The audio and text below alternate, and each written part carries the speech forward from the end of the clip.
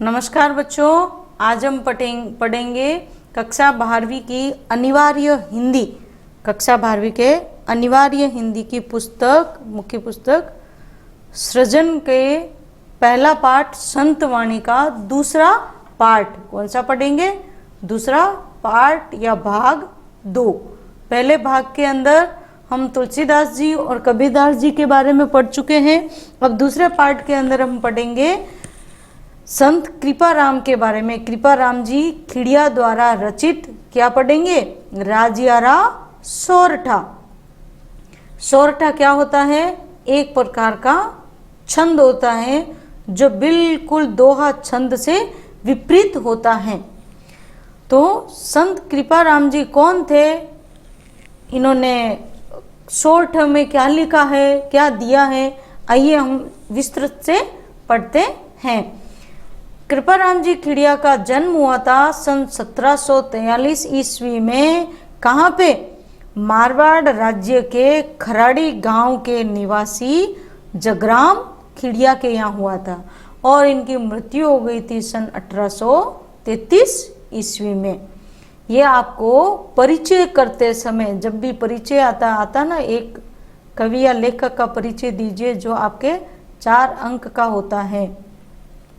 उस समय जो आपकी पुस्तक में दिया हुआ होता है इनके जन्म से संबंधित, वो आपको वहाँ लिखनी जरूरी होती है। तो आइए देखते हैं ये क्या थे, किस तरीके से इनको मान सम्मान क्या मिला वो।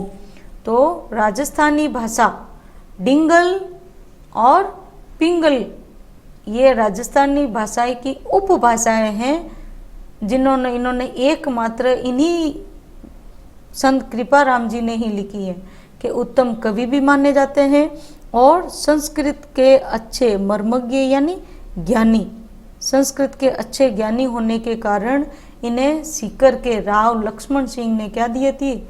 महाराजपुर और लच्छनपुरा गांव जागीर में देना यानी दान में दे दिए थे। और ये कौन? कवि कृपाराम या संत कृपाराम जी सीकर के राजा देवी सिंह के दरबार में भी दरबारी कवि के रूप में भी रहे थे। अब राजा कौन था कि राजा कृपाराम जी का सेवक था और एक बार जब कवि बीमार पड़ गए तो सेवक राजा ने उनकी खूब सेवा, त्याग और समर्पण के साथ में सेवा भाव रखा था, जिससे कवि बहुत प्रसन्न हुए। लेकिन जब राज्य के कोई संतान नहीं थी तो इसके कारण राज्य क्या करता था? बहुत दुखी रहता था। अब आज के ज़माने में भी है कि संतान नहीं होती तो किस तरीके से दुखी रहते हैं कि उनका वंश चलाने वाला कोई रहेगा नहीं। तो इसलिए उनके इस निसंतानता के दुख को दूर करने के लिए ही, उसे अमर करने के लिए कवि ने अपनी जो गुरु की यहाँ देखने को मिलते हैं, गुरु के प्रति शिष्य की निष्ठा और शिष्य का गुरु के प्रति सेवा भाव, ये कृपाराम जी और राज्य के माध्यम से एक अच्छे आदर्श गुरु और शिष्य का मेल है ये। तो उसे संबोधित करते हुए उन्होंने क्या लिखे? नीति संबंधी सोरठों की रचनाएं की या दोहों की रचनाएं की, जो हिंदी व राजस्थानी साहित्य में किस नाम से? राजियारा दूहा या राजियारा सोरठा के नाम से प्रचलित हैं। इन्होंने अब तक कितने सोरठे लिखे थे? करीब 140 सोरठे लिखे थे। और अभी हाल ही में यदि तक अभी भी देखा जाए तो 130 के आसपास दोहे तो आपको या सोरठे तो मिल ही जाएंगे। इन सोरठों ने सेवक राज्य को इतना प्रसिद्ध कर दिया कि वो कवि कृपाराम से भी ज़्यादा प्रसिद्ध हो गया, लोकप्रिय हो गया। प्रस्तुत जो पाठ दिया गया इसमें भी क्या है आपके दिए हुए? नीति आदर्श और लोक व्यवहार, यानी इस समाज में आपको किस तरीके का व्यवहार करना चाहिए, किन मर्यादाओं का पालन करना चाहिए, ऐसे सीख देने वाले सोरठे दिए गए हैं। कोयल और काग की तुलना करके कवि ने मीठी वाणी के महत्व को बताया है कि किस प्रकार आप मीठी वाणी बोल के लोगों का वश में कर सकते हो, जगत को वश में कर सकते हो।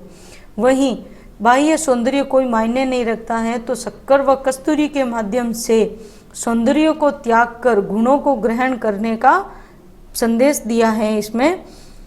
ठीक है, गुणों को श्रेष्ठ बताया है इन्होंने। किसको? गुणों को। हमें किसको महत्व देना है? ज्ञान को। और वहीं ये संसार कैसा है कि दूसरों के कलह और विवाद से लोग बहुत आनंदित होते हैं। हमारा व्यवहार मतलब पर आधारित होता है। हमें किसी से मतलब निकालना होता है तो हमारा व्यवहार बहुत अलग होता है, और मतलब निकल जाता है तो व्यवहार पूरा ही बदल जाता है।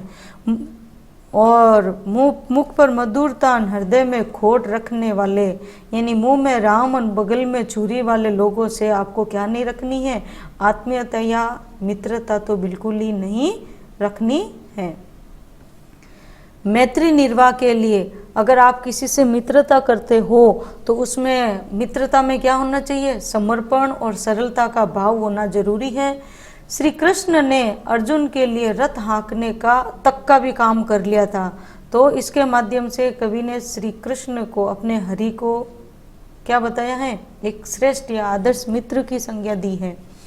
और आज के समय में यदि आप में हिम्मत है, समस्याओं को, बाधाओं को, चुनौतियों की लड़ने की हिम्मत है, तो ही आपकी कीमत है। हिम्मत रहित व्यक्ति की कीमत कैसी होती है? एक रद्दी अखबार के समान हो जाती है, जिसको काम में लेके फेंक दिया जाता है। तो आपको किससे कैसे काम में लेना है? हिम्मत से आपको काम लेना है। अब आइए इनके शॉर्टे पढ़ते हैं। इस शॉर्टों में क्या बताया गया है? तो प्रस्तुत शॉर्टे में क्या बताया है? किसकी? अगर इसका प्रसंग करे तो मधुर वाणी की। किसकी? मधुर वाणी। मधुर वाणी की महत्ता के बारे में, मधुर वाणी की महत्ता के बारे में बताया है। ये क्या हो जाएगा? इसका प्रसंग। ठीक है, तो आइए समझते हैं कि उपजावे अनुराग कोयल मन हरकित करे। हम राजस्थानियों के लिए राजस्थानी भाषा में इनके शॉर्टे हमारे मन को और अधिक प्रसन्न कर देते हैं। तो ठीक वैसे ही प्रसन्न करने का काम भी कौन करता है? तो उपजावे यानी उत्पन्न करना। उत्पन्न करना क्या? प्रेम। कौन उत्पन्न करती है? कोयल। और मन को भी हरकित कर देती है। हरकित करना यानी प्रसन्न करना या खुश कर देना। और कड़वो लागे काग, और वही कोआ कैसा लगता है? कड़वा लगता है। कड़वा लगना यानी कर्कश। वाणी तो वही है लेकिन वो कड़वा बोलता है। तो ये सभी किसके गुण हैं? अपनी रसना यानी वाणी के गुण हैं। रसना रा गुण राजिया। ये राजिया, इस जगत को वश में करना है तो तुम्हें अपने मधुर वाणी का प्रयोग करना होगा। क्योंकि मधुर बोली बोलकर ही कोयल क्या करती है? सभी के मन को हर्षित करती हैं, प्रसन्न कर देती हैं, हृदय में प्रेम उत्पन्न करती है।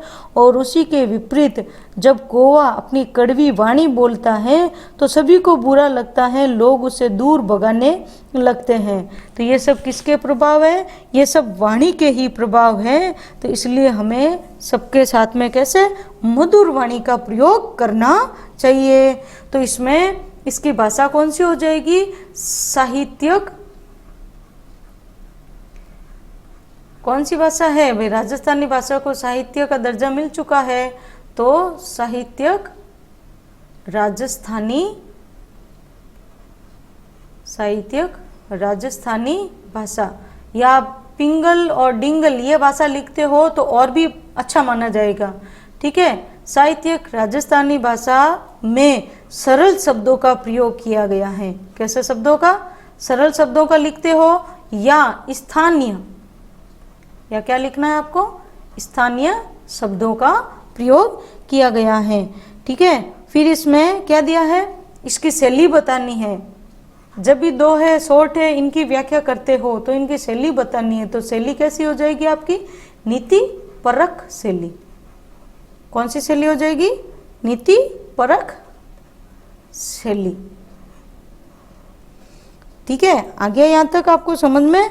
और फिर इसमें बताया क्या गया है वो, या कैसे शब्दों का, तो स्थानीय बोलचाल के शब्दों का वो आपने लिख दिया तो वो भी बहुत अच्छी बात होती है, अच्छा प्रभाव डालती है किस पे, जांचकर्ता पे। ठीक है, और फिर इसमें बताया क्या गया है, तो वो आप प्रसंग में जो लिखा वही आप इसके अंदर भी लिख सकते हो कि कड़वा बोलने वाले से कोई भी प्रेम नहीं करता है। क्यों? क्योंकि बोलते हैं ना, ये तो खाता क्या है, काटता ही है, बोलता क्या है, काटता है सीधा। तो अपने को काटने वाली बोली नहीं रखनी है। आगे आपको समझ में। आइए बढ़ते हैं दूसरे सोरठी की तरफ। दूसरा सोरठा क्या कह रहा है, सुंदरता के बजाय हमें गुणों को महत्व देना है। कैसे, किसके माध्यम से, कि कस्तूरी के माध्यम से। अब यहाँ अन्योक्ति अलंकार का प्रयोग हुआ है, देखो कस्तूरी और शक्कर के माध्यम से गुणों की ओर संकेत किया। अन्योक्ति है ना, इसलिए अन्योक्ति अलंकार हो रहा है। तो काली घनी, काली यानी रंग में काली होती है, घनी यानी बहुत ही, घनी बहुत ज्यादा, कुरूप, कुरूप कोई रूप नहीं होता उसका, कस्तूरी बहुत, जबकि इसमें सुगंध बहुत ज्यादा होती है। कांटा तुले, वो इतनी मूल्यवान होती है कि कांटे के समान तोली जाती है। अब कांटे के समान तोलने का मतलब क्या होता है कि कांटे वाली सोना चांदी तोलने की तराजू पर इसको तोला जाता है, इतनी मूल्यवान होती है, महंगी होती है, ये बहुत महंगी होती है। शक्कर बड़ी स्वरूप, जबकि शक्कर कैसी होती है, बहुत ही एकदम, कलर इसका देखते हैं तो शक्कर तो सबको ही पता है, एकदम सफेद जग होती है। जब फिर भी ये कैसे तुलती है, रोड़ा यानी लोहे के बाट, और कहीं कहीं पे आप देखोगे पत्थरों के टुकड़ों के बाट, पत्थरों के टुकड़े, टुकड़ों के बराबर इसको तोला जाता है, और कभी कभार ऊपर नीचे भी हो जाता है। तो ये राज्या किसको महत्व देना है, गुणों को महत्व देना है, कभी भी बाह्य सुंदरता को महत्व नहीं देना है। क्यों? क्योंकि जो गुण होते हैं वो ही उस व्यक्ति को मूल्यवान बनाते हैं, और व्यक्ति का मूल्य भी किसके आधार पर आधारित होता है, उसके गुणों के आधार पर। तो हमें भी क्या करना है कि रंग लुभावना होने पर भी उस वस्तु की ओर हम उस पे हमें ध्यान नहीं देना है, हमें उसकी किसके ऊपर, हमें उसके गुणों को महत्व देना चाहिए। तो ये क्या हो जाएगी, इसकी भाषा यही साहित्यिक राजस्थानी भाषा है, सरल शब्दों का प्रयोग है, नीति परक शैली भी है। अब यहाँ अलंकार अन्योक्ति अलंकार हो जाएगा, किसमें हो जाएगा ये, अन्योक्ति अलंकार किसमें है, कस्तूरी, कस्तूरी और शक्कर, कस्तूरी और शक्कर।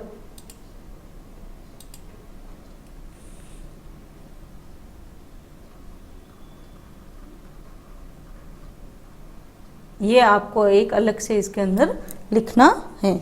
आ गया यहाँ तक समझ में आपको। आइए बढ़ते हैं तीसरे दोहे की तरफ।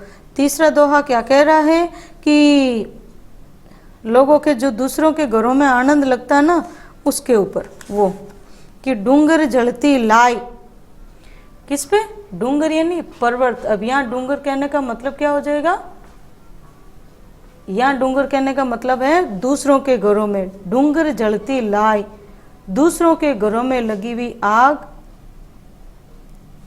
या विवाद या कलह या झगड़ा जब दूसरों के घरों में चल रहा होता ना, तो जोवे यानी देखना, कौन देखते हैं, देखता है कौन, सारो, पूरा जगत यानी संसार।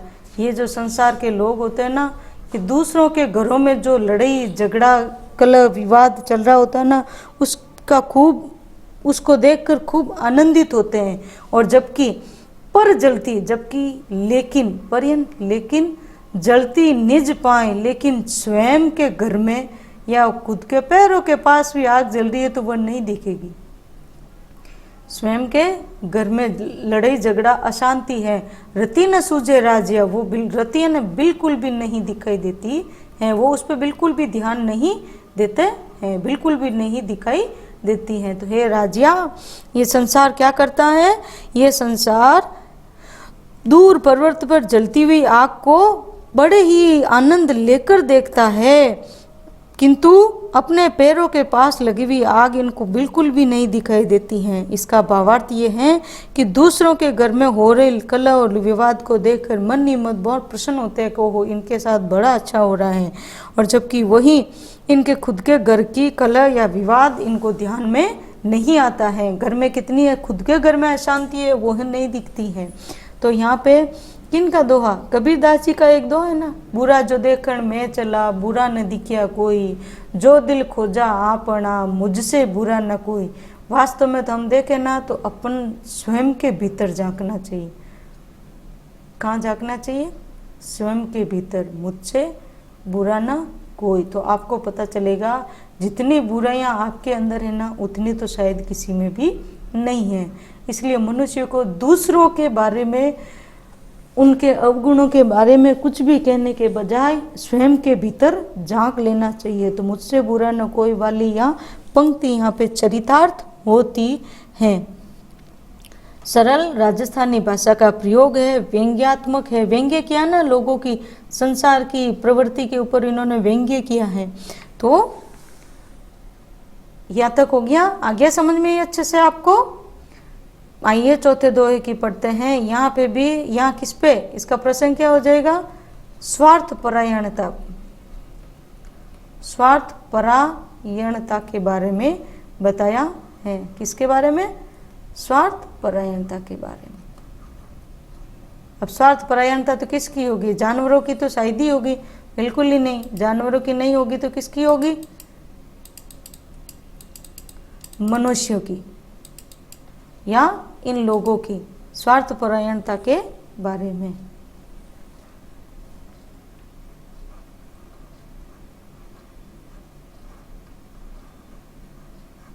ये इसका क्या हो जाएगा? प्रसंग।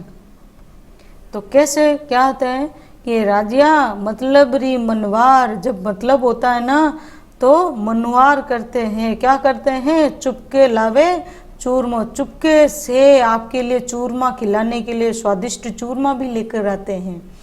और बिन मतलब मनवार, और बिना मतलब के तो राब न पावे राज्य, बिना मतलब के तो आपको कोई राब भी नहीं पिलाता है। अर्थात इसका क्या भाव है?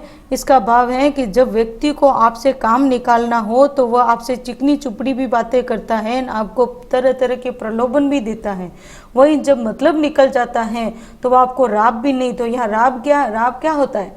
राब एक छाछ के अंदर दही या उसको मथ के छाछ के अंदर जो या मकई की बनाई हुई जाती है, कहीं कहीं बाजरे के आटे की राब बनाई जाती है, तो वो राब वो भी नहीं देते हैं लोग। तो अभी जो वोटों का चल रहा है, चुनाव का दौर चल रहा है, तो नेताजी जब वोट मांगने आते हैं तो किस तरीके से आते हैं, आप ये चीज़, ये दोहा इसके माध्यम से अच्छे से समझ सकते हो। जो वो जब वोट मांगने आएंगे ना तो वो आपके सामने कैसे आएंगे? वो फोटो भी देखेंगे आप उनकी, कैसी होती है? ऐसे हाथ जोड़ी हुई होती है, नहीं होती है। और जब वोट खत्म हो जाएंगे तब आपको वो देखेंगे भी नहीं, आपकी और भी नहीं देखेंगे कि आप कौन है, जैसे जानते ही नहीं, इस तरीके का व्यवहार करते हैं। तो अब यहाँ पे क्या हो जाएगा कि सरल सहज साहित्यक आपकी क्या है? राजस्थानी भाषा है, लोक व्यवहार की सीख दी गई है, उपदेशात्मक की है, और लोगों की स्वार्थ परायणता पर कवि ने क्या किया है? व्यंग्य किया है। आगे समझ में? और अनुप्रास अलंकार है ही है, ठीक है। फिर आया है आगे तक समझ में। फिर देखिए पांचवा दोहा क्या कह रहा है कि मुंह में राम बगल में छुरी वालों से दूर रहने के लिए क्या सावधान रहने के लिए कहा गया है। यहाँ पे किन से? मुंह पर मीठा बोलने वाले और भीतर ही भीतर छल कपट वाले लोगों से सावधान रहने की सीख दी है कवि ने। क्या दी है? अब नीति व्यवहार की सीख दी है। तो यहाँ प्रसंग क्या हो जाएगा कि मुंह पर मीठा बोलने वाले और भीतर ही भीतर छल कपट करने वाले लोगों से सावधान रहने की सीख दी गई है, इसका प्रसंग हो जाएगा। और अब देखिए व्याख्या करते हैं इसकी कि मुख ऊपर मिठियास है राजिया, ऐसे लोग जो मुंह पर तो मिठियास यानी मीठी मीठी बातें करते हैं। कैसी बातें करते हैं? मुख ऊपर मिठियास, मीठी मीठी बातें करते हैं। और गट माही खोटा गड़े, गट यानी मन ही मन में, मन माही, इन दोनों का साथ में करते हैं। मन में ही या मन ही मन में खोटा गड़े यानी छल कपट करते हैं, छल कपट करते हैं। गड़े यानी व्यू रचना, जैसे वो कर तो रहे ही होते हैं, मौका मिलते ही अपना व्यवहार करने का प्रयास करते हैं ऐसे। तो जो व्यक्ति मुख पे तो मीठी मीठी बातें करते हैं और मन ही मन आपका अहित या अनिष्ट करने का सोचते हैं, भावना रखते हैं, इसड़ासु यानी ऐसे लोगों से इखलास यानी मित्रता रखना या आत्मीयता रखनी। ऐसे लोगों से मित्रता राखीजे नहीं राजिया, ऐसे लोगों से तो कभी मित्रता करना ही मत, क्योंकि ये तो तुम्हें कभी भी अपने स्वार्थ के चलते आपको धोखा दे ही देंगे। तो ऐसे लोगों से अपने को क्या करना है, दूर रहना है। आगे यहाँ तक समझ में आपको? तो इसकी भाषा कौन सी हो जाएगी? इसकी भाषा है मिश्रित शब्दावली है, स्थानीय बोलचाल के शब्दों के प्रयोग किया गया है। साहित्यिक राजस्थानी भाषा है, उपदेशात्मक शैली भी है, और मुंह में राम और बगल में छुरी या आस्तीन का सांप होना, ये मुहावरे या लोकोक्ति यहाँ पे अच्छे से चरितार्थ हो रही हैं, इस सोठे में प्रत्यक्ष दिखाई दे रही हैं। तो आगे आपको यहाँ तक ऐसे समझ में? तो आइए बढ़ते हैं छठे दोहे की तरफ। छठा दोहा क्या कह रहा है? सच्चे मित्रता, आदर्श मित्रता के बारे में बताया गया है। तो साचो मित्र सचेत, कहियो काम न करे किसो, हरि अर्जन रे हेत, रत कर हाकियो राजिया। कवि कहते हैं कि हे राजिया, सच्चा मित्र तो वही होता है जो आप कोई भी काम कहे तो वो कोई भी काम करने के लिए हमेशा तत्पर रहता है, हमेशा आपके साथ में खड़ा रहता है। आया समझ में? सच्चा मित्र तो वही होता है जो आपका हमेशा आपका हित करने के लिए आपके साथ में रहता है। अब किसको देख लो, अब यहाँ पे दृष्टांत दिया है। अब एक बात कहकर दूसरी बात कही है तो दृष्टांत अलंकार कौन सा हो जाएगा यहाँ पे? दृष्टांत अलंकार। कि हरि अर्जन रे हेत, हरि यानी श्री कृष्ण ने क्या किया था? अर्जन यानी अर्जुन के लिए ही, तो किसके लिए उन्होंने रथ हाँका था? सारथी किसके लिए बने थे वो? अपने मित्र अर्जुन के लिए। अपने मित्र अर्जुन के लिए श्री कृष्ण ने उनका रथ भी हाँक लिया था। रथ हाँकना यानी सारथी बनना, सारथी बने थे। ये तो किसी से छुपा नहीं है, महाभारत के बारे में सब जानते ही हो। तो महाभारत में श्री कृष्ण ने अर्जुन से सच्ची मित्रता के कारण ही उनका रथ हाँका था। हो गया यहाँ तक व्याख्या। फिर इसका विशेष हो जाएगा कि सरल सहज साहित्य क्या है? राजस्थानी भाषा है, अनुप्रास अलंकार है, दृष्टांत अलंकार है और नीतिपरक शैली है, उपदेशात्मक या प्रवचनात्मक भी शैली है। और सच्चे मित्रता या आदर्श मित्रता के गुणों के बारे में बताया है, या कवि के आराध्य श्री कृष्ण को एक आदर्श मित्र की संज्ञा दी गई है। आ गया यहाँ तक समझ में आपको? अब आपको मित्र कैसे चुनने हैं वो आपके ऊपर निर्भर करता है। आइए बढ़ते हैं अंतिम दोहे, सातवें दोहे की तरफ। जो इसमें क्या बताया गया है, इसका प्रसंग क्या हो जाएगा? इसका प्रसंग हो जाएगा कि हिम्मत रखने वाले व्यक्ति की ही समाज में इज्जत होती है। तो क्या है? हिम्मत के महत्व के बारे में, हिम्मत के महत्व के बारे में बताया है। ये इसका प्रसंग हो जाएगा। साहस या हिम्मत, पराक्रम, बल, ताकत, वो तो हिम्मत कीमत हो, हिम्मत की ही कीमत होती है। बिना हिम्मत की कोई कीमत या समाज में आदर, सम्मान या महत्व नहीं मिलता है। करे न आदर कोई आपका आदर या आपको महत्व नहीं देगा। आपकी कीमत कैसी हो जाती है? अगर आप में हिम्मत नहीं है तो रद काकद ज्यूं राजिया, हे राजिया, ये समाज किसका सम्मान करते हैं? साहसी व्यक्ति का ही सम्मान करते हैं, जो प्रत्येक समस्याओं को, आने वाली बाधाओं का, चुनौतियों का सामना करने का साहस रखता है, तो ही लोग उसकी कीमत करेंगे, उसको सम्मान देंगे या आदर देंगे। यदि आप में हिम्मत नहीं है तो आपको कोई भी महत्व नहीं देगा।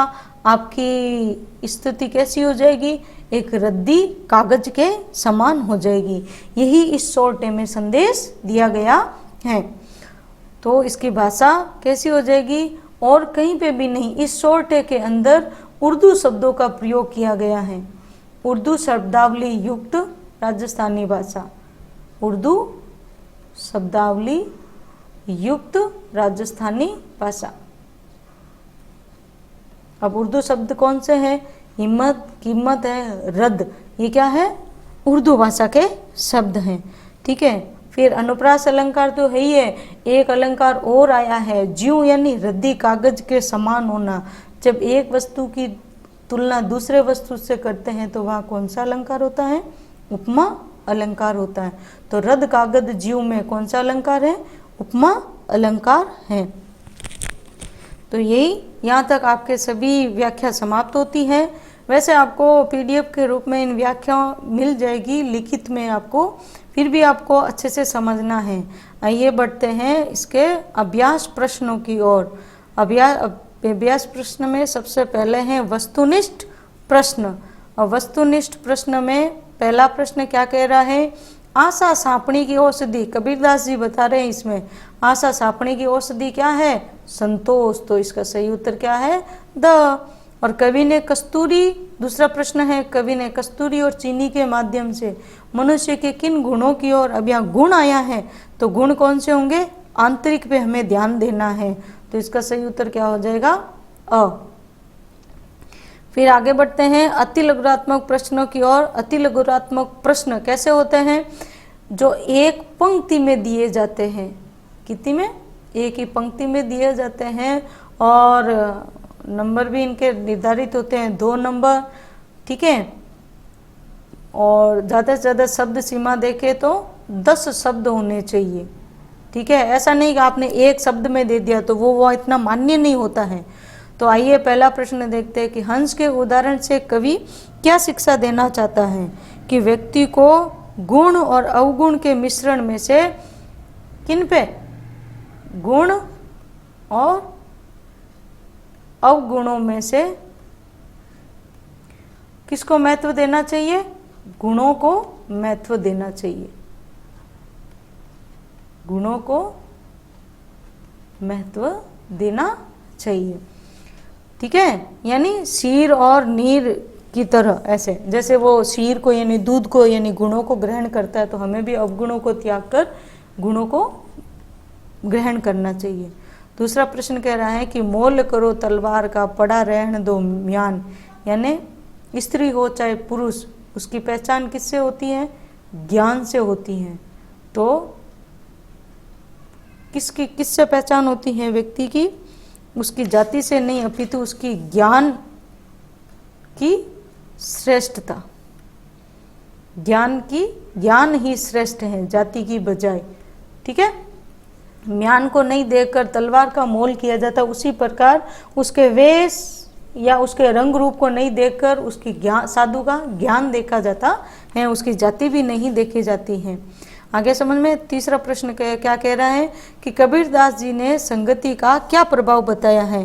कि कबीरदास जी ने के अनुसार संगति का प्रभाव व्यक्ति का कायाकल्प कर देता है। कायाकल्प करना यानी बदलना। जो अगर पारस की संगति करता है तो पारस से सोना बन जाना, पारस से सोना बन जाना, यानी व्यक्ति का कायाकल्प हो जाता है। ये यहाँ पे इसका उत्तर हो जाएगा।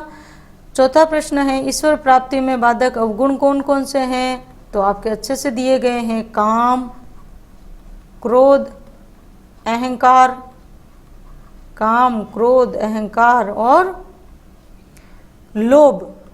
आप रखते हो लोभ, एक दो मिल जाता है, सोचते हैं चार मिल जाए। लोभ और घर, ग्रह में आसक्ति रखने वाला, या घर लिख सकते हैं, यहाँ घर भी लिख सकते हो, घर में आसक्ति रखने वाला।